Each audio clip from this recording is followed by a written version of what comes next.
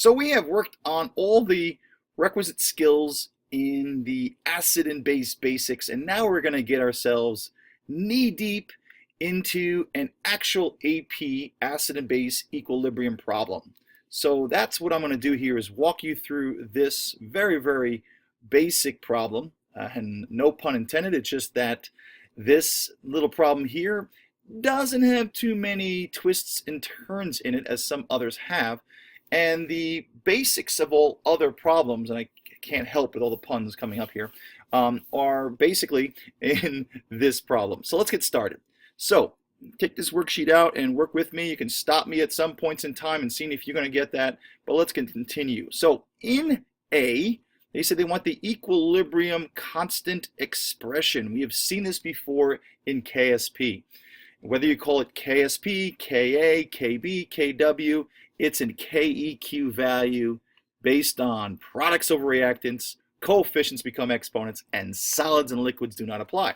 So as I did with KSPs, I'm going to write my equilibrium expression, which is nothing more than a formula based on that. So Ka, and we call it Ka in this instance, not KSP, because it's an acid dissociation constant. It gives me a value in terms of how much products I have, and the products of an acid are its components. So, any case, we do our products. In this case, it's the hydronium ion, which we've learned is synonymous with a proton. It's a water holding on to a proton.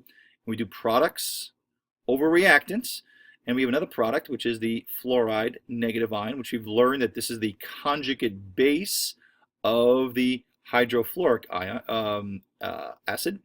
And then so it's products over reactants, coefficients, and they're all 1, so everything goes to the first power. Coefficients become exponents, and solids and liquids do not apply. If you notice, party people, I've got myself a liquid here, and this liquid does not have a molarity. It's pure liquid. These brackets represents moles per liter, a mixture, a solution, and this does not apply. We wouldn't put this in here. We can't measure the change in the concentration of a pure liquid because it's a pure liquid. So solids and liquids are not written in this expression, and you at least get a point for that. Okay? Now the Ka, just so we can connect the dots here, the Ka in this case is equal to 7.2 times 10 to the negative 4. So what does that mean? That number is less than 1, which means I'm favoring the undissociated acid. So there are more undissociated acids than there are, okay, free ions. So therefore this acid doesn't go in the forward very much. In fact, it favors the unreacted or undissociated acid. That's why this is a weak acid. Okay. Now, because I know it's a weak acid, all right, I know that how much it goes forward is dependent upon this constant. So moving forward, let's see what the next question states. They want the molar concentration of H3O plus in 0.4 molar HF. Now, if this was a strong acid, if HF was a strong acid, that would mean that every single HF molecule would become an H plus and an F negative. There'd be complete dissociation. And that complete dissociation would mean whatever the concentration of my original hydrofluoric acid, that'd be the same here because all of this would become these guys in a one-to-one fashion. So if this was a strong acid, okay, I can just give you this as the answer. But because it's a weak acid and it barely dissociates based on this very small KEQ or Ka, okay, as we've talked about at length, we know that we have to use an equilibrium. We have to figure out how much it goes forward to do that. So this is why we're going to need an equilibrium problem or an ice table. How much does this original concentration go forward and produce these guys? Now, with this very small Ka, which favors the reactants, not much, but I have to calculate it nonetheless. So I'm going to write the reaction. I put my HF, okay, plus the water. I'm just going to rewrite this. And we're going to produce our H3O plus because the water is going to take on a proton. So the proton from the acid, H plus gets passed on to the water. So this becomes H3O plus, the hydronium ion. It's synonymous with an H plus, same thing. And of course, what's left over is the fluoride ion. All right, party people. Now let's put our ice table together because we're going to need to do an equilibrium problem to figure out how much it goes forward. So I have my initial concentration of HF, all right? And I want to write that in black, and we'll do that as 0.40 molar. Now, when I do these types of problems, whether it's KSP or equilibrium or acid-base equilibrium, when you give me an initial amount of something that can break apart and go to the right, I'm always going to assume before it dissociates when I start with that. So I'm making the assumption that I have zero amount of this and this. In truth, this solution already is broken up, but we're going to pretend that the HF is together, and if it's together, the Q is less than the K, and it's going to go forward. Now, it's not going to go forward much, as we can say, because the K is a small number, less than 1, but it'll go forward a little bit. We want to see how much it goes forward. That'll tell me how much of H3O plus I have in this solution that's in equilibrium. That's how we work it. So let's work it. So the change is that this is going to go down by some value, minus x, and this is going to be increased by the same amount.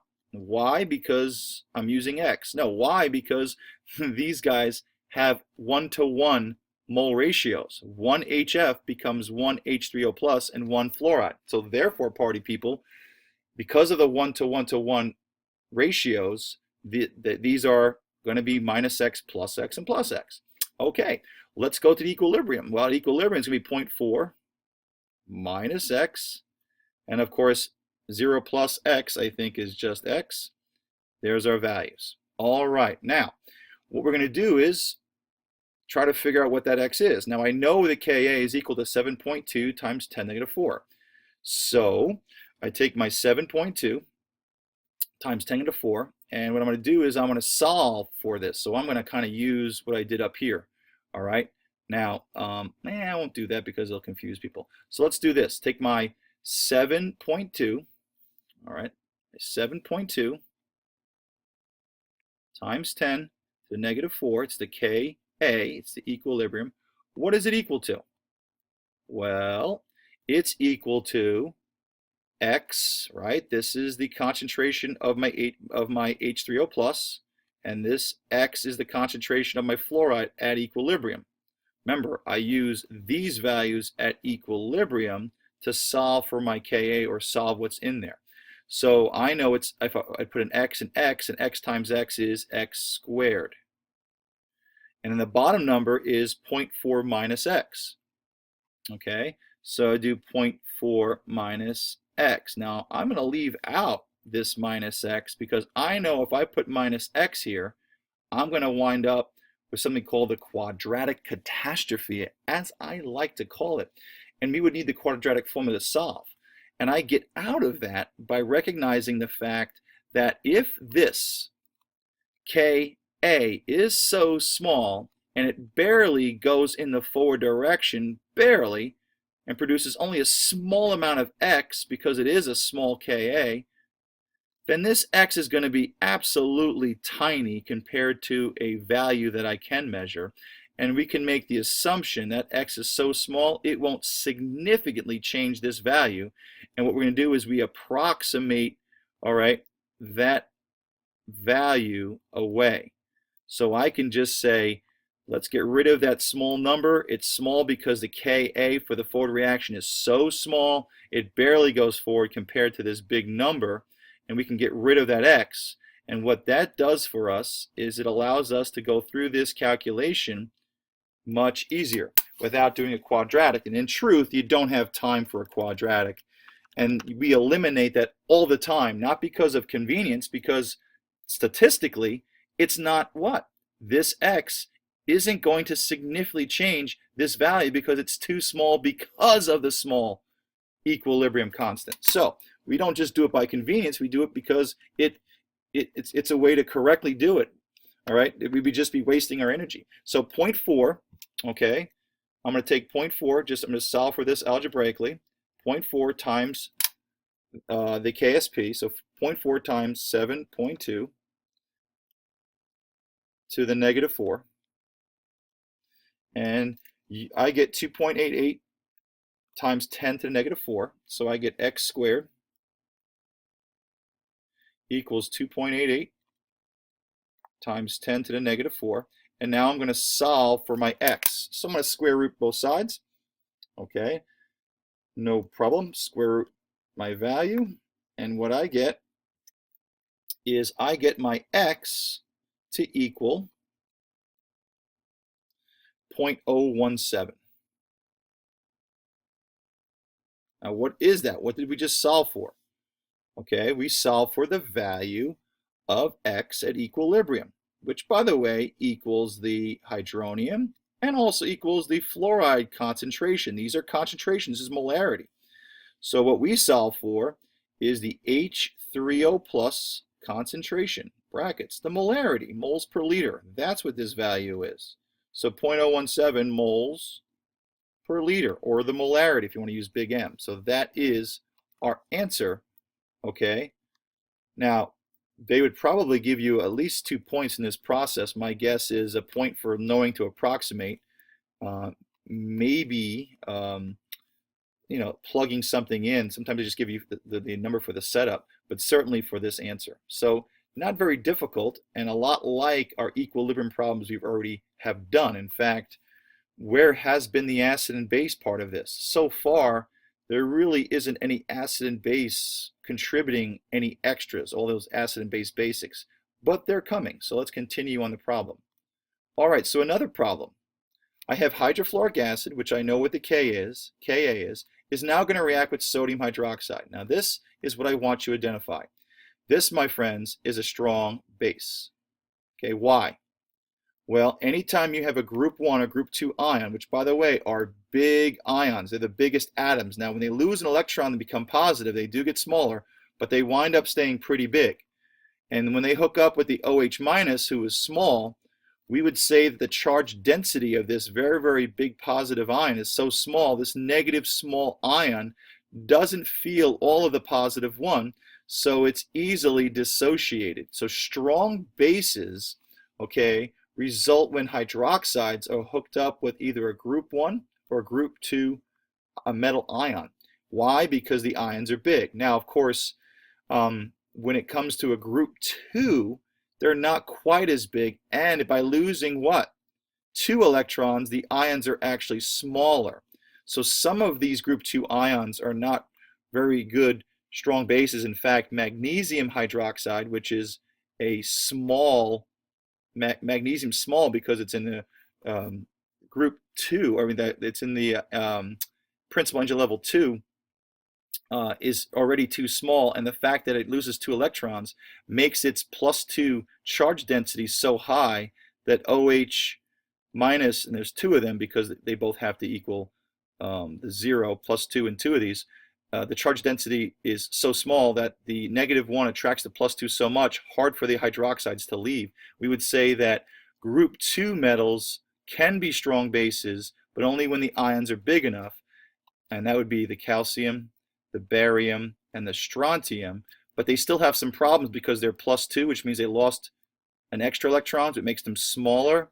Even though they're still bigger, okay, they're only strong bases under low concentrations. So that's something to think about. But the bottom line here is that we have a hydroxide that's a strong base. And what do I know here? I know that a strong base will stoichiometrically make this weak acid completely dissociate. It's important you remember that. From the beginning of the year, we dealt with, let's say, a weak base. We did a lab where we used Tums, okay, and we used basically sodium carbonate. And sodium carbonate breaks apart into CO3. That's a weak base. We can basically put that down our throats and not have any problems. But in the presence of a strong acid like hydrochloric acid, this hydrochloric acid will force every particle of CO3 to accept 2 protons, okay, and become, in this case, the bicarbonate, or in this case, carbonic acid. All right. So the idea here is that we can neutralize completely one base with an acid if we have a strong and weak scenario. So what I'm trying to say here, party people, is that because we're dealing, and this is so important, with a strong base, now the first part of this problem will not be equilibrium. We're going to force the hand of the weak acid. So I'm going to show you that this is not equilibrium. So HF will react completely if there's enough what? Hydroxide available to do what? It's going to, as they show you above, it's going to, this hydroxide is going to pull every H away. The O has some lone pairs to make water and the fluoride ion. It's imperative that you see that. Now, because this is a strong base with a weak acid, the strong base will make the weak acid completely dissociate. That's important because it's completely separating as long as there's enough hydroxide. This is not an equilibrium problem. I call this problem, and write it down, this is a titration problem. A titration problem is one where we are neutralizing some part of the acid with a base or vice versa. We're dealing with mole to mole ratios. Mole to mole. Okay, so let's see what happens here. What's the question stating? The question is stating, calculate the number of moles of HF remaining. Why would it remain? Well, maybe because there's not enough hydroxide to drive it completely to zero. So what we're going to do is we're going to evaluate the moles. Since this is a titration, which means we're driving one weak thing with something strong, in this case it's a weak acid with a strong base. We could do the same with a what? Weak acid, weak base, strong acid. Okay, so what we're going to do is evaluate the moles. So for the base, I have a 0.4 molar solution, and I have 15 milliliters. Well, I know that molarity is equal to moles over liter. To solve for the moles, I'm just going to multiply my liters times the molarity. So watch what I do. 0.40, and that's moles over liter. That's what molarity is. I'm going to times it by how many liters? Well, this is in milliliters. So I should be able to put that in what? Liters. And of course, you should be able to handle this at this point as 0.015 liters. And you can see what's happening here. I am left with 0.4 times 105 moles. So I'm just solving for moles, no big deal. 0.4 times I can do this, 0.4 times 0.015. So I get 0.006. And that's moles of what? Okay, of my hydroxide ion. It's important. That's the driver here, that strong base. Do it for the other one. I have what? 0.4 molar, so that's 0.4 moles over liter. And what else am I doing? I'm going to times it by 25 milliliters. It's 0.025 liters.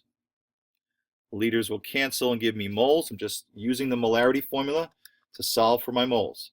0.4 times 0.025, and I get 0.01. I can do this. 0.01 moles of what?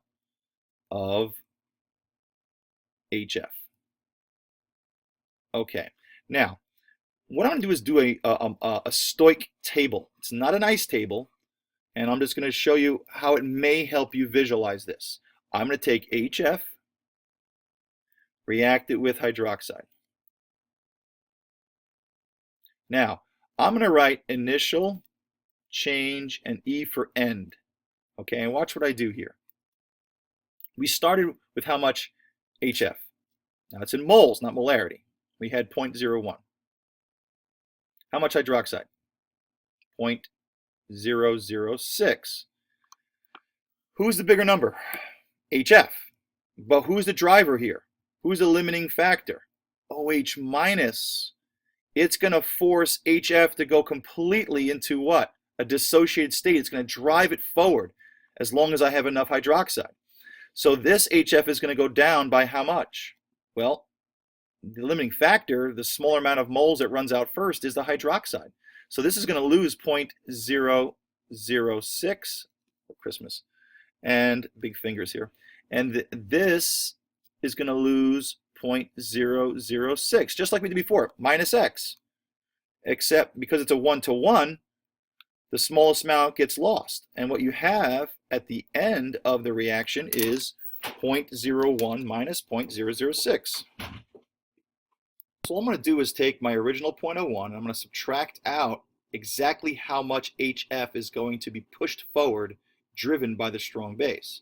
Strong base, again, is the limiting reagent. It's the smallest value. It's going to run out first. But before it runs out, it's going to force 0.006 moles of HF to go with it to force it go forward. So 0.01 minus 0.006, and I get a 0.004 moles of HF at the end of the reaction.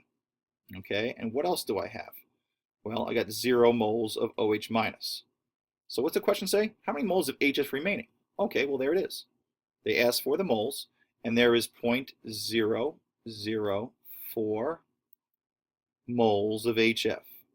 And notice this was not an equilibrium problem. I call it titration. We figured out the moles, and we did a stoich problem, essentially. We did basically a limiting reagent problem, and using not an ice table for equilibrium, but a stoich table. Stoich tables have moles in them. Normally, our tables with ice tables above have molarities, because we're dealing with values that are changing based upon equilibrium expressions. Okay, so that's it. Now, D says, calculate the molar concentration of F negative, okay, in the solution. Now, I didn't finish this. If we have HF, okay, and OF, these are all minus X. Who would be plus X over here? So I get rid of this over here. What would I make?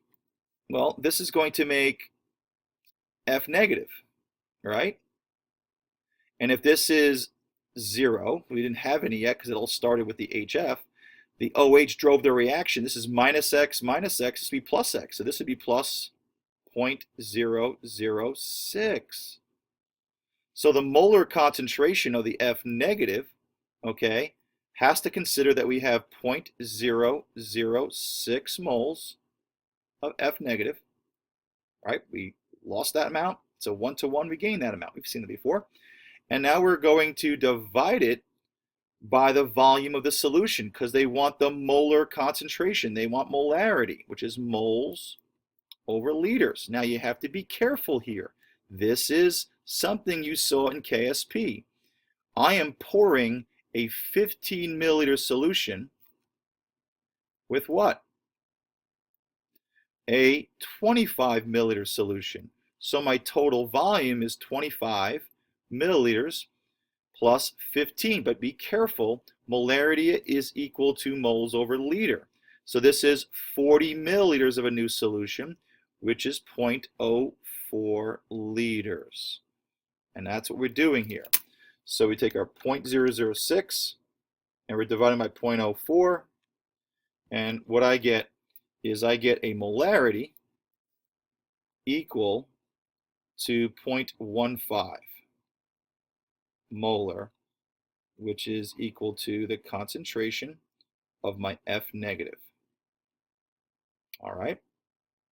And that's all it is for D. Now, the trickiest question of them all is E. They want the pH of the solution. So I want to think about this for a second.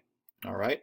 Now, I'm going to do this a little differently just to probably give you some pause or some room for thought here. Okay. And we're going to see how I can solve for E differently over the weekend, but we're going to do it just by using equilibrium. Okay. Now, I know this. I know that I have HF. Oops. At this point, I still have some HF, don't I? And the reason for that is because I can't keep doing that. All right. The reason is because I didn't use it all up. And for those that are paying attention and with me, we created something called a buffer. Okay, we didn't react all the HF away. We kind of partially titrated it. So there's some what? There's some moles of HF still around. And there's some moles of what? The conjugate base. Not only do I have the acid, I have the conjugate base. This is a buffer. So I could use the Henderson-Hasselbalch equation here, which I have not introduced to you, to solve for this much easier than what I'm going to show you. But if you live by just equilibrium, I should be fine. So I have HF, which we know the hydroxide's gone. Okay, hydroxide's gone. So now I have HF in water. That's the predominant species, easy for me to say. And what does it become? It becomes H plus, okay, or the H plus, of course, is with the HF, the H is with the water, so I should draw a hydronium ion.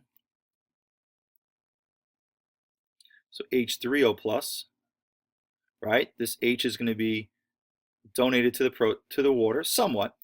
And then, of course, I have also F negative hanging around. Okay, now, F negative's hanging around. Now, the question is, how much does this go back and forth? Well, I have some HF, and I have some moles of it. It's going to dissociate. Not a lot because the Ka is small. All right, and also, I also have some F negative around. I've got two things hanging around. Okay, I've got moles of F negative, and I've got moles of HF. I have to consider that in my what? Ice table here, in my equilibrium expression. I'm trying to find the concentration, okay, of the F in solution. I'm sorry, I'm trying to find the pH of the solution. So I'm trying to find this value. We already know the F negative. So here's my initial change in equilibrium. So here we go. How much HF do we have? Well, we have 0.4 moles. So my guess is you're going to get a point for converting it to molarity because this is a equilibrium table. So I'm going to take my 0.004 moles that I got, and I'm going to divide by the total volume, which we did before is 0.04. Okay, if you need to do the calculation, 0.004 divided by 0.04, you get 0.1, okay, is your molarity. So initially we have 0.1. Why? Because it wasn't completely titrated. Didn't have enough hydroxide to make it all disappear. We're not going to consider the water, it's a liquid, and we're going to say we have 0 of this, and we have how much fluoride ions? Well, we already calculated to be 0.15. So unlike the other problem, we're starting with the molarities of the conjugate acid and conjugate base. This is a buffer solution, and we're trying to figure out how will these guys go back and forth to create some of these. Well, if there's no H3O plus, this has to go forward a little bit. Okay, now let's do this. What's the change? Well, this is minus X. This is plus X plus X. Well, 0.1 minus X, this is what? X plus 0, and this is what? 0.15 plus X. Is there anything we can approximate? These numbers are too big compared to how little it's going to go in the forward direction. So I can approximate these values away. And so what we get is KSP for HF, which is, my short-term memory is gone, 7.2 times 10 to the negative 4.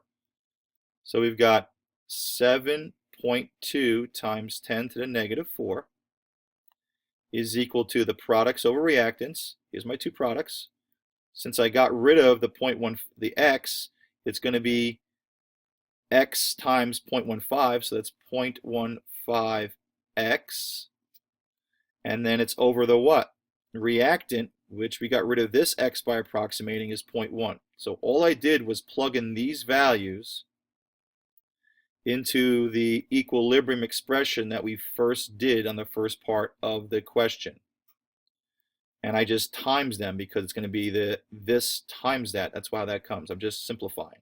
So now I'm going to solve for X. Okay, I'm going to times 7.2, okay, times 10 to the negative 4. So we're going to simplify here. And when I solve for X, I get a value that's equal to 4.8 times 10 to the negative 4. What did I just solve for? I just solved for the value of my H3O plus. And that's what they asked for. No, they actually asked for the pH.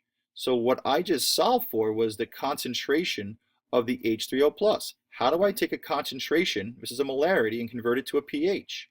I do negative log of this. And this is where the extra layer of acid-base chemistry comes in. So I'm going to take the negative log of my answer there, and I get a pH that's equal to